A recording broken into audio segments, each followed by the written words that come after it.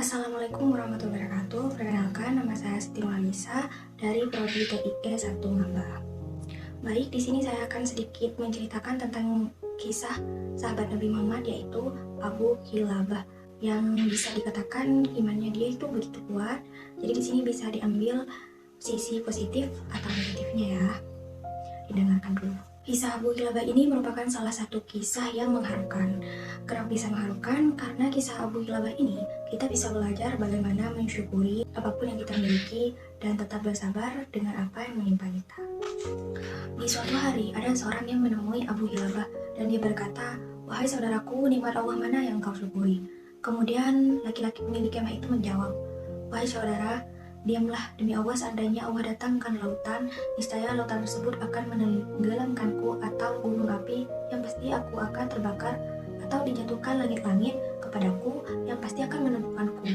Jadi aku tidak akan mengatakan apapun kecuali rasa syukur." Subhanallah. Orang itu kembali bertanya, bersyukur atas apa gitu? Sedangkan laki-laki tersebut itu kan dia memiliki kekurangan untuk melihat, tapi dia bisa bicara dan mendengar. Sedangkan rumahnya itu sangat kumuh. Tapi dia menjawab lagi, "Tidaklah engkau melihat, dia sedang menganugerahkan aku lisan yang senantiasa bersyukur dan bersyukur. Di samping itu aku juga memiliki anak yang waktu sholat dia selalu menyuruhku untuk ke masjid, dan ia pula yang menyuapiku. Akan tetapi karena kekurangan dia yang mempunyai rumah kumuh, terus dia juga merupakan seorang yang memiliki banyak kekurangan dari segi fisik, akan tetapi dia masih diberikan anugerah untuk bisa berbicara, mendengar." Terus dia menjawab lagi, dengan bisa mendengar, dengan bisa bersyukur, berarti dia itu masih diberi kelebihan oleh Allah. Selain itu, Abu Kilabah itu merasa masih mempunyai anak yang bisa menuntunnya ke masjid. Akan tetapi sudah 3 hari itu anaknya tidak pulang ke rumah. Jadi Abu Kilabah itu bertanya kepada orang yang tadi itu nanya apakah dia bisa membantu mencarikan anaknya yang hilang itu. Dan orang yang mendatangi Abu Kilabah itu menyanggupi permintaan dari Abu Kilabah untuk mencari anaknya. Akan tetapi setelah lama-lama berkeliling untuk mencari anaknya itu, seseorang tersebut melihat seorang jenazah yang dikelilingi oleh para singa. Dan ternyata setelah dilihat, jenazah tersebut yang dikelilingi oleh para singa itu adalah jenazah anaknya yang ternyata sudah meninggal dan wafat. Dan seseorang itu kembali ke rumahnya, tapi dia itu bingung untuk menceritakan bagaimana dia harus berbicara kepada orang tersebut. Lalu dia bertanya begini, "Kamu tahu kisahnya Nabi Ayub kan?" "Iya tahu. Kalau Nabi Ayub itu kan banyak dibebani dengan ujian dari harta, keluarga, penyakit, semuanya." Nah, terus orang itu menjawab, dan dia juga bertanya lagi sebelumnya, bagaimana dalam menghadapi kisah tersebut Nabi Ayub itu seperti apa sifatnya. Lalu ia menjawab, ia menghadapi dengan sabar. Dan dia terus bertanya dengan perlahan satu-satu. Bagaimana bertanyanya? Bagaimana saudaraku? Nabi Ayub diuji dengan kefakiran. Bagaimana sifatnya? Bagaimana dalam menghadapinya? Ia menghadapi dengan bersabar. Dia juga menguji dengan penyakitnya. Lalu dia menjawab lagi, Nabi Ayub menyikapinya dengan bersabar. Lalu ia bertanya lagi, anak-anaknya tewas, keluarganya juga meninggalkannya.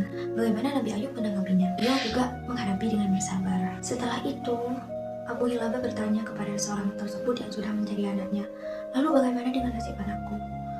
Lalu seseorang tersebut menjawab, "Sesungguhnya anakmu sudah tewas di padang pasir dan dimakan oleh binatang buas."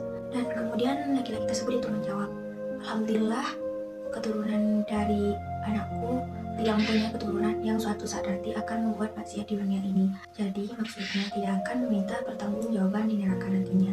Tak berapa lama kemudian ternyata orang tersebut meninggal. Jadi dia merasa, apa yang harus dia perbuat saat ini dengan jenazah tersebut?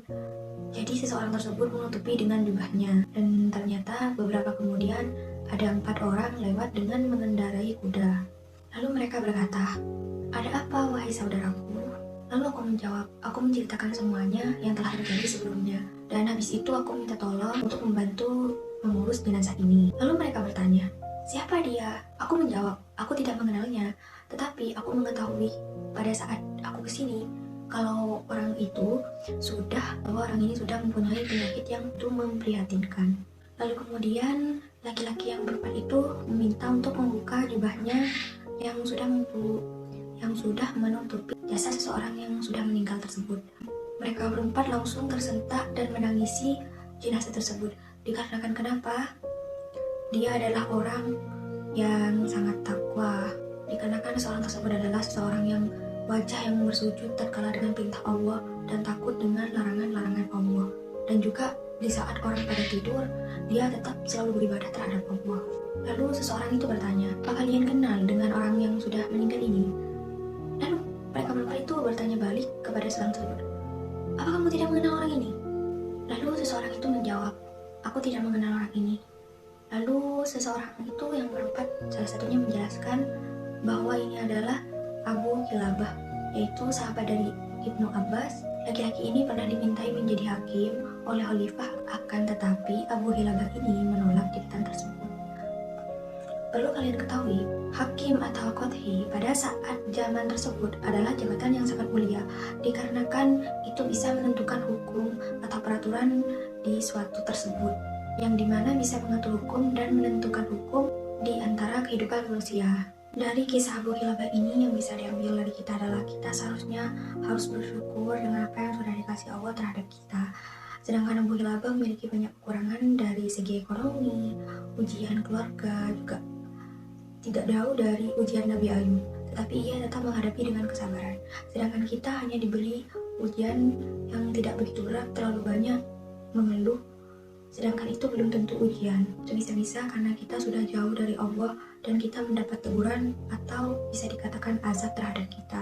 Akan tetapi kita malah marah dan merasa sampai ingin mati atau apalah, padahal belum tentu amal yang kita sudah perbuat di dunia bakalan diterima di akhirat. Jadi intinya dari kisah ini kita bisa menyimpulkan bahwa seberat apapun masalah kita yang kita sudah anggap berat, pasti masih ada masalah yang lebih berat dari kita.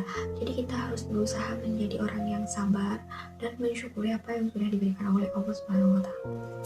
Baik, sekian dari saya, kurang dan lebihnya mohon maaf. Wassalamualaikum warahmatullahi wabarakatuh.